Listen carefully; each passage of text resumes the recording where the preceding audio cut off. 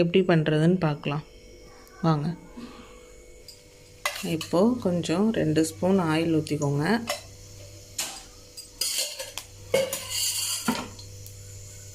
அதில் வெங்காயத்தை போட்டுறணும்.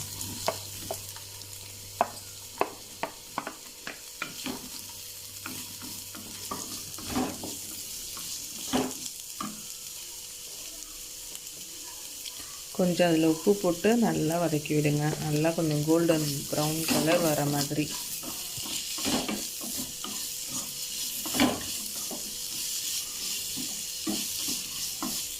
இதை நீங்கள் பண்ணியிருப்பீங்க ஃப்ரெண்ட்ஸ், இருந்தாலும் நாங்களும் போடுறோம், பார்த்துக்கோங்க. பிகினர்ஸ் பண்ணுறதுக்கு ஹெல்ப்ஃபுல்லாக இருக்கும் இல்லையா?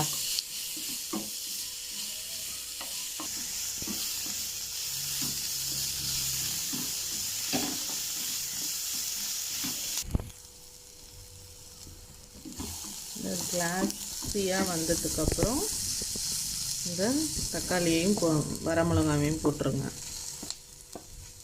போட்டுட்டு இதை இன்னும் நல்லா வதக்கி விடுங்க. எவ்வளோ தூரம் வதக்குறோமோ அப்போ தான் நல்லா டேஸ்டியாக இருக்கும். நல்லா வதங்கிடுச்சு.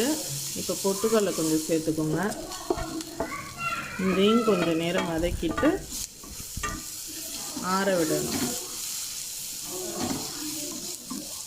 பொட்டுக்கடலை போட்டால் கொஞ்சம் டேஸ்ட்டு கூடுதலாக இருக்கும்.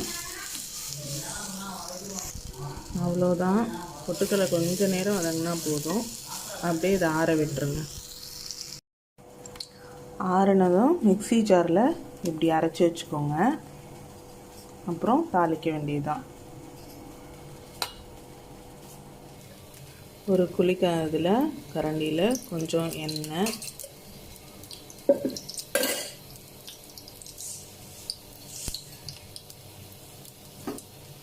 நல்லா எண்ணெய் காஞ்சதும் கடுகு போடுங்க.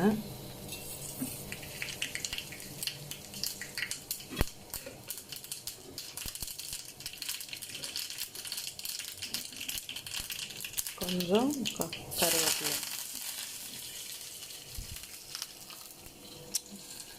அப்படியே இதில் கொட்டி கிளறிடுங்க. டேஸ்ட் பார்த்துட்டு உப்பு பத்தலைன்னா எக்ஸ்ட்ரா கொஞ்சம் உப்பு போட்டுக்கோங்க.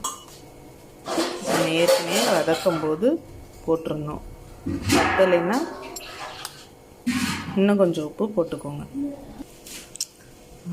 சாப்பிட போகிறேன் ஃப்ரெண்ட்ஸ். இந்த நல்லா ரோஸ்ட்டாக அம்மா சுட்டு கொடுத்துருக்காங்க. சட்னி வச்சு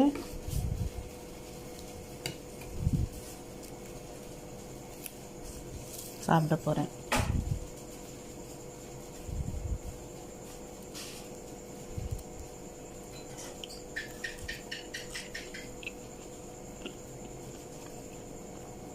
சூப்பராக இருக்குது ஃப்ரெண்ட்ஸ். நீங்களும் ட்ரை பண்ணுங்கள்,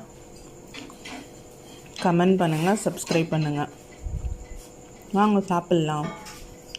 ஓகே, பாய்.